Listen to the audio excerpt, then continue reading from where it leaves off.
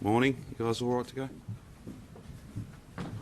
Thanks, Premier. And I'm not sure the specific elements you're referring to, Rachel, but I think that 25% in the first 24 hours actually refers to assumptions about the symptomatic individuals who get tested within 24 hours of symptoms developing.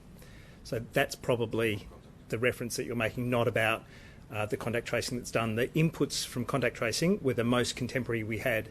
They referred to the week prior to that modelling being constructed, essentially, and those inputs going into place. So they were the most up-to-date contact tracing elements that would have been in the 90% ballpark for case contact and case interview, and 99, 95+% for close contacts. But happy to chat to you afterwards. What's the current proportion of new cases coming from known outbreaks and the number of mystery cases, I guess, given the numbers are getting lowish?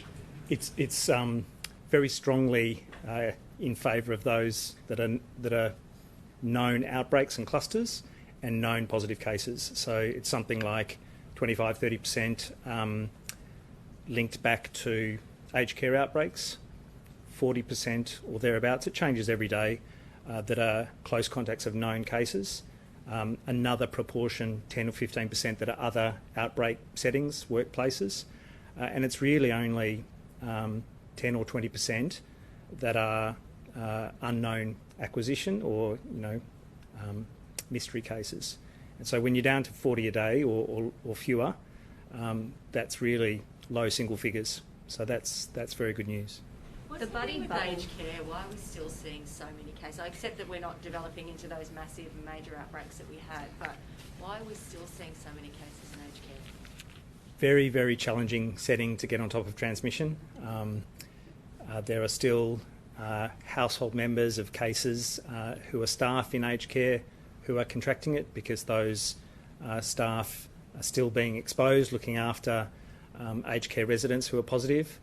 With all of the PPE and with all of the training and awareness, it can still be very challenging to make absolutely sure that you don't get exposed. And, they go home, they'll try and manage in terms of presenting for testing and isolation as soon as they're symptomatic, but there is that 48-hour period before symptoms develop when you're infectious. And so there are some household contacts of staff who are acquiring it. And of course there are residents who can have some challenging behaviours or some wandering that is also hard to manage from an infection control point of view. And they're very infectious individuals. So again, with all of the PPE in the world, it can be quite a challenge to get on top of transmission within those settings. So does that mean we'll just always have cases now in aged care? No, I don't think so. I think we've seen a slow and steady decrease in the number of active cases in aged care. It's now, almost below 500. It's always been at about 50% of our total active cases. So our total's now close to 1,000. Our aged care active cases now close to 500, but it was above 3,000, a month plus ago. So it's also going in the right direction.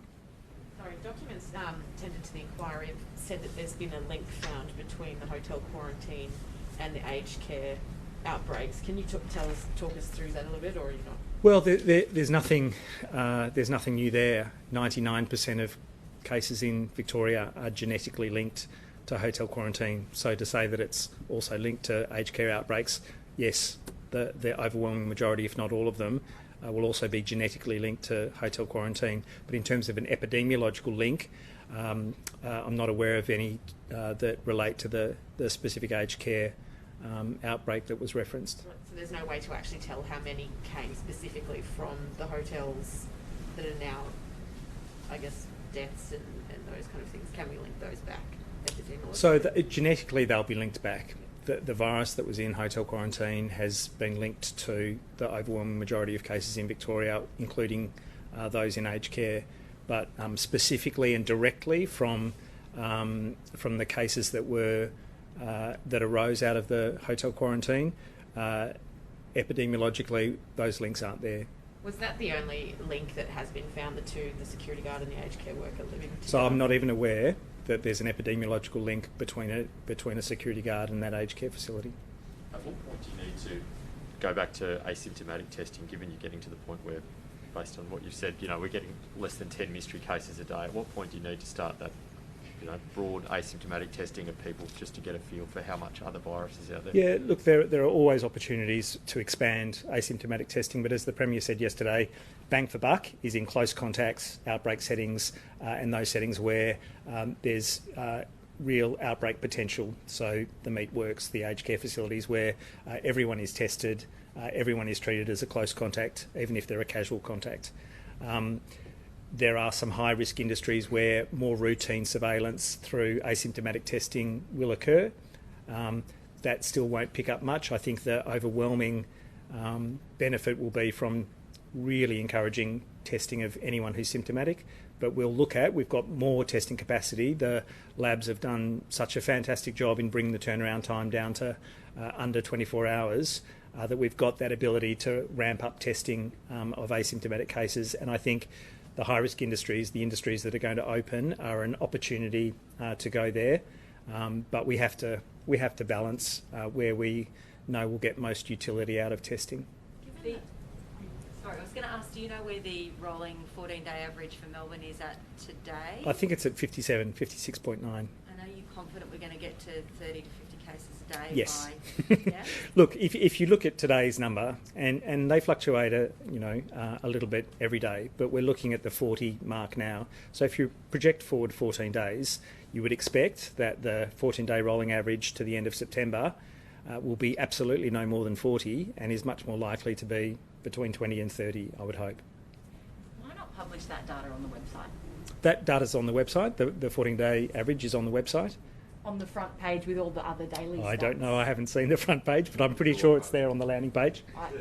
Oh, okay. All right. We can direct you. Would it be possible to maybe put that in the daily tweet? I mean, that's the number that people most care about at the moment because it's, the number that will determine their freedom over the next few weeks. Yeah, look, I'm very happy to go back to the comms team and make that part and parcel of the daily early update. Can I just ask you about the singles change tonight? There's still... Sorry, I'm going to get back into that territory again. There's still some confusion about why a lack of consistency between people being able to go and visit their intimate partner, but then the rest of the family having to leave if they go and visit a friend. Is that likely to change, and also do they still have to wear masks now, singles, when they go and visit friends? Look, it'll certainly change over time. As numbers go down, we move another step, that'll change. We'll have different settings. We've always flagged that. The intimate partner exemption, if you like, that's been in place for much longer was really a recognition of the importance of intimate partner relationships, and it's not to put aside the need for close contact for anyone who lives alone, anyone who's a single parent, and the weeks and weeks that people have been living alone without that contact.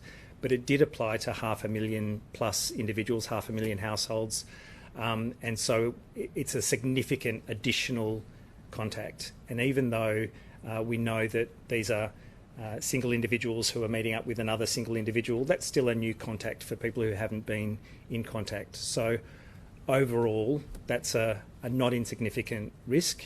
We want to minimise the potential for transmission as much as possible. And so rather than say a single person go to a household, even though all of the members of that household are obviously in close contact with each other, they're all individually potentially meeting other people at workplaces, going out for food or other essential items or services. So there is the potential, a greater potential, to bring in a virus into a household of a great number of people. So having a single individual go to, as a preference, go to the home of that person who lives alone or who's a single parent is the most conservative approach. And if someone is meeting that other individual in a bigger household, it's obviously the preference from a risk point of view to have just that one person meet. It's tough, and it's a constraint, and it does sit differently to the intimate partners. But we knew that the intimate partners were always close contacts. They had exposed each other if they had the virus, leading up to the restrictions that have been in place. So there was a recognition that you don't add a lot of risk by having them continue to be in close contact. There seems to be growing concern among the health community that the continued shutdown in elective surgery can actually going to create delays for up to 2 years. Do you want to move on that pretty quickly, and how quickly do you see us? Yeah, look, it's really for the Minister for Health to look into that, and there is an absolute recognition that there's a backlog and that there needs to be a significant blitz going ahead, but maybe the Premier can speak. Alex, See you you made the tomorrow. point of view.